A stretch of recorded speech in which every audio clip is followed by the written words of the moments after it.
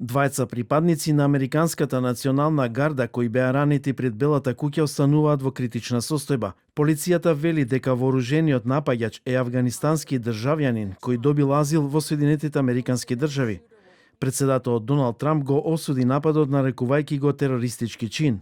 In a monstrous ambush-style attack just steps away from the White House. Ова беше монструозен напад од заседа на само неколку чекори од Белата куќа. Овој одвратен напад беше чин на зло, на омраза, чин на тероризам. Напад врз целата наша нација, злосторство против човештвото. Како председател на Соединетите Американски држави, решен сум дека тој што го изврши овој брутален напад ќе ја плати највисоката можна цена. Министерството за внатрешна безбедност го идентификуваше осомничениот како Рахманулах Лаканвал, афганистански државјанин кој дојде во Соединетите Американски држави во 2021 година како дел од операцијата Сојузнички сили.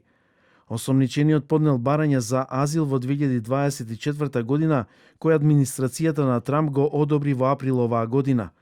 Осомничениот со години соработувал со американските служби, зад себе имал долгогодишна соработка со неколку американски владини агенции, вклучувајќи ја и ЦИА.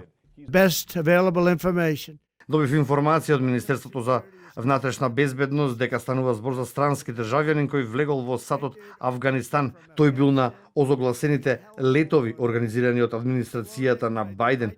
Никој во тоа време не знаел кој влегува во нашата земја.